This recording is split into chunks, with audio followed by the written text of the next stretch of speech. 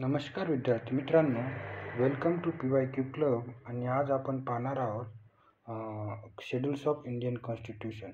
तर मित्रांनो, आपण एक नवीन सिरीज चालू करणार आहोत. त्याच्यामध्ये कॉन्स्टिट्यूशनचे इम्पॉर्टंट जे प्रावधान आहेत, प्रोव्हिजन आहेत ते आपण पाहणार आहोत. जसे की schedules, parts, important article, presidency related important article, पार्लमेंटशी related important article, constitutional bodies, non constitutional bodies, हे जे काही सर्व एक्झामच्या दृष्टीने महत्त्वाचं आहे, आपण ते सर्व पाहणार आहोत. तर आज आपण या लेक्चरमध्ये शेड्यूल्स ऑफ इंडियन कॉन्स्टिट्यूशन पाहणार आहोत. तर मित्रांनो, चला सुरुवात करूयात आजच्या आपल्या लेक्चरला. तर फर्स्ट शेड्यूल. तर मित्रांनो, लक्षात ठेवा की सध्या आज घडीला आपल्या कॉन्स्टिट्यूशनमध्ये टोटल 12 शेड्यूल आहेत.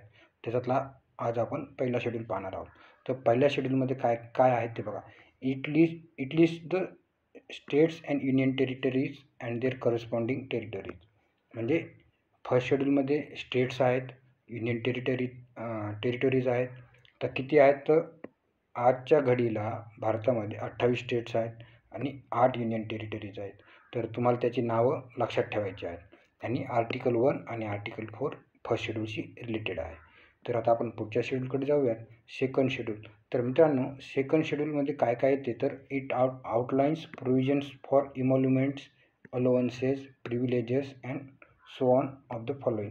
म्हणजे एक खाली काही पर्सनॅलिटी दिलेल्या आहेत किंवा ऑफिसेस दिलेले आहेत. त्यांचे पगार असतील, त्यांचे अलाउन्स असेल, त्यांना काही बोलण्याचे, राहण्याचे, फिरण्याचे काही प्रिव्हिलेजेस आहेत, ते सर्व याच्या सेकंड शेड्यूलमध्ये आहेत. तर त्यामध्ये कोण आहे? प्रेसिडेंट ऑफ इंडिया आहे, गव्हर्नर ऑफ स्टेट्स आहे. म्हणजे प्रेसिडेंट झाला, गव्हर्नर झाला. नंतर speaker and deputy speaker of Lok Sabha same, chairman and deputy chairman of Rajya Sabha त्याच पद्धतीने. म्हणजे केंद्र शासनाच्या धर्तीवर राज्य शासनामध्ये बी speaker and deputy speaker of legislative assembly, chairman and deputy chairman of legislative council. तर लेजिस्लेटिव्ह काउन्सिल असेल तर जजेस ऑफ सुप्रीम कोर्ट, जजेस ऑफ हाय कोर्ट आणि controller and auditor general of India, ज्याला की आपण कॅग असं म्हणतो. तर हे बाकीचे तुम्ही आरामात लक्षात ठेवू शकता. कॅगला इम्पॉर्टंट स्टार करा आणि लक्षात ठेवा. कधी तुम्हाला असं वाटेल की कॅग सेकंड शेड्यूलमध्ये येत नाही म्हणून. तर कॅग पण सेकंड शेड्यूलमध्ये त्याचे जे इमोल्युमेंट्स, अलाउन्सेस आहेत ते सेकंड शेड्यूलमध्ये आहेत कॉन्स्टिट्यूशनच्या. तर आता आपण थर्ड शेड्यूल पाहूयात. This provides for the forms of oaths or affirmation including union and state minister. म्हणजे जे कॉन्स्टिट्यूशनसमोर शपथ घेतात, तर त्या शपथेचा नमुना थर्ड शेड्यूलमध्ये आहे. तर कोणाकोणाच्या शपथेचा नमुना थर्ड शेड्यूलमध्ये आहे? तर बघा, द युनियन अँड स्टेट मिनिस्टरचा आहे, the candidates for election to parliament आणि लेजिस्लेचर, म्हणजे MP आणि MLA जे आहेत त्यांची बी जे शपथेचा नमुना आहे तो थर्ड शेड्यूलमध्ये आहे. The members of parliament and state legislature, म्हणजे इथे MP आणि MLA आहे, सॉरी आणि वरचं जे स्टेटमेंट आहे तिथे म्हणजे इथे जे MP आणि MLA जे इलेक्शनसाठी जे उभा राहणारे कॅन्डिडेट्स आहेत, उमेदवार आहेत, त्यांच्यासाठीचा बी जो नमुना आहे ओथचा, तो पण थर्ड शेड्यूलमध्ये आहे. द जजेस of the supreme court and high court, त्यांचा नमुना पण थर्ड शेड्यूलमध्ये आहे. Controller and auditor general of India, म्हणजे कॅगचा नमुना पण थर्ड शेड्यूलमध्ये आहे. तर आता आपण फोर्थ शेड्यूलमध्ये जाऊयात. It provides for the number of seats allocated to each state or union territory in the council of states. म्हणजे राज्यसभामध्ये जे काही राज्यांचं सीट्स आहेत, जसं की आता महाराष्ट्रामध्ये 19 सीट आहेत, UPमध्ये 31 आहेत, तमिळनाडूमध्ये 18 आहेत. तर या सीटचं अलोकेशन हे फोर्थ शेड्यूलमध्ये होते. आणि त्या लक्षात ठेवायचं आहे की दिल्ली, जम्मू अँड काश्मीरमध्ये 4, दिल्लीमध्ये 3 आहेत आणि पुडुचेरीमध्ये 1 are the only 3 union territories which have representation in Rajya Sabha. म्हणजे टोटल किती? 4 आणि 3 7 आणि 1 8, म्हणजे 8 जागा ह्या युनियन टेरिटरीला दिलेल्या आहेत.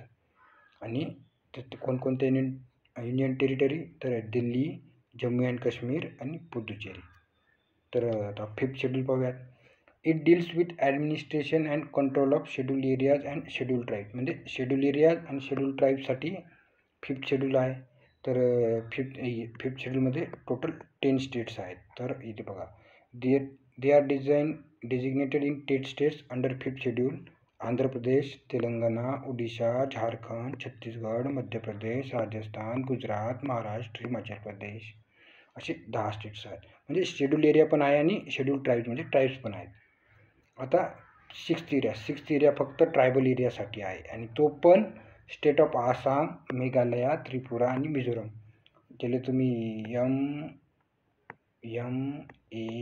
MAT मॅट या शब्दाने लक्षात ठेवू शकता. म्हणजे मेघालया, मिझोरम, आसाम आणि Tripura. The sixth schedule provides for the administration of certain tribal areas as autonomous entities. The provisions of the sixth schedule are provided under Article 244(2) आणि 275(1) ऑफ इंडियन कॉन्स्टिट्यूशन. तर मित्रांनो एक लक्षात ठेवा, जे ट्रायबल एरियाज या 4 स्टेटचे आहेत ते सिक्स्थ शेड्यूलमध्ये येतात आणि जर बाकी स्टेट्समध्ये ट्रायबल एरिया असतील तर ते फिफ्थ शेड्यूलमध्ये येतात.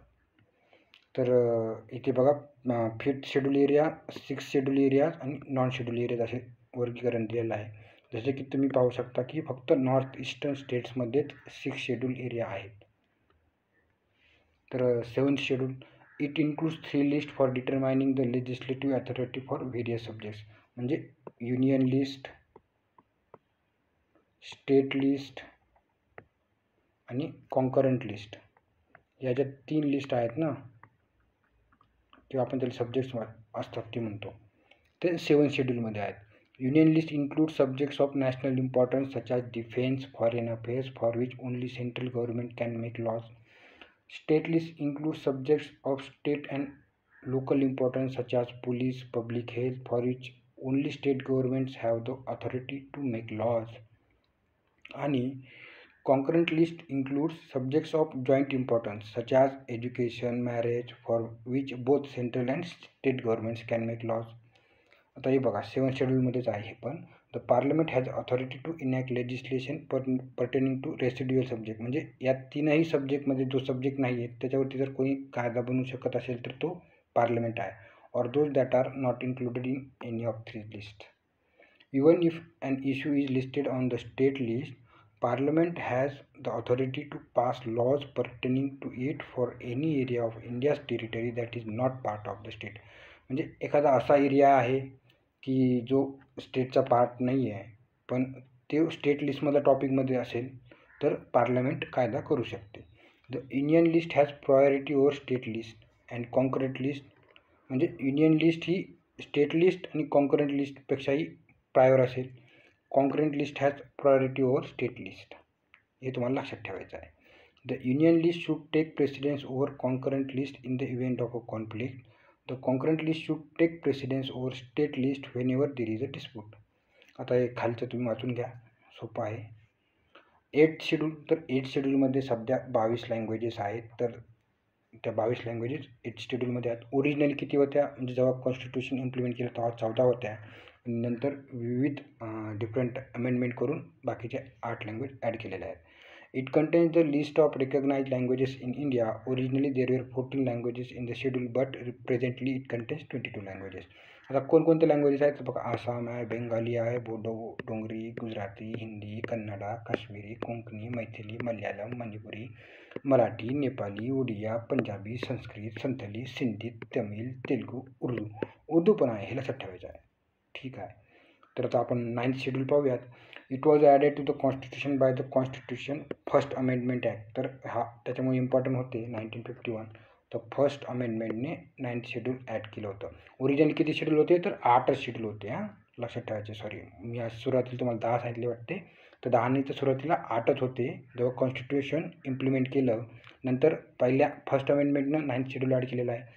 The object behind adding the 9th schedule was to protect certain acts and regulations from being declared void on the ground that they violate the fundamental rights provided under Part 3 of the Constitution. म्हणजे 9th schedule यासाठी बनवलं होतं की supreme court त्यातल्या जे lodge आहेत, जे कायदे आहेत 9th शेड्यूलमध्ये इन्क्लूड केलेले ते अनकॉन्स्टिट्युशनल डिक्लेअर करू शकणार नाही, म्हणून 9th शेड्यूल ॲड केलं होतं. तर आता आपण 10th शेड्यूल पाहूयात. तर it contains provisions relating to the disqualification of members of parliament and state legislatures on the ground of defection. याले अँटी डिफेक्शन लॉचं जे शेड्यूल आहे तो आहे 10th शेड्यूल. अँटी डिफेक्शन लॉवाला शेड्यूल म्हणतात. The 10th schedule was added by the constitution 52nd amendment in 1985. हे दोन्ही नंबर इम्पॉर्टंट आहेत. 52nd अमेंडमेंट आहे आणि कधी ॲड केलं 1985मध्ये केलेलं आहे. आणि याचे आर्टिकल आहे 1022 1912 हे MP साठी लागू होते आणि हे MLA साठी लागू होते. तर 11th शेड्यूल पाहूयात. It was added to the Constitution by Constitution 73rd Amendment Act 1992 म्हणजे ते पंचायतवाला आहे तो. It contains 29 functional items of the Panchayat, some of which are agriculture, land improvement, implementation of land reform, land consolidation, soil conservation आणि article आहे article 243G. हे झालं 73rd amendment act 11th शेड्यूलमध्ये येते. आणि 12th शेड्यूलमध्ये येते 74th अमेंडमेंट ॲक्ट 1992चाच आहे हा पण. आणि याच्यामध्ये 18 फंक्शनल आयटम आहेत. लक्षात ठेवा 12thमध्ये 18 फंक्शनल आयटम आहेत आणि 11thमध्ये 29 फंक्शनल आयटम आहेत. तर अशा पद्धतीने आपण आपल्या संविधानाचे कॉन्स्टिट्यूशनचे 12 शेड्यूल पाहिलेले आहेत. याच्यापैकी जर इम्पॉर्टंट शेड्यूल कोणता असेल तर तो आहे शेड्यूल 4, फार इम्पॉर्टंट आहे. शेड्यूल 7, शेड्यूल 8 हे दोन्ही पण इम्पॉर्टंट आहेत. शेड्यूल 9, 10 अँटी डिफेक्शन असल्यामुळे पण 10मध्ये फक्त तो कोणत्या नंबरचा अमेंडमेंट आहे आणि कोणत्या वर्षी केले हे जास्त इम्पॉर्टंट आहे. तर हे जे 5 शेड्यूल आहेत कॉन्स्टिट्यूशनचे ते फार इम्पॉर्टंट आहेत. तर थँक्यू. जर काही तुमचं सजेशन असेल की कोणता टॉपिक तुम्हाला हार्ड जात असेल तर तो पॉलिटीबद्दल जातो तुम्ही कमेंटमध्ये सांगा. आपण त्याच्याबद्दल लवकरच एक लेक्चर घेऊयात. आणि थँक्यू व्हेरी मच.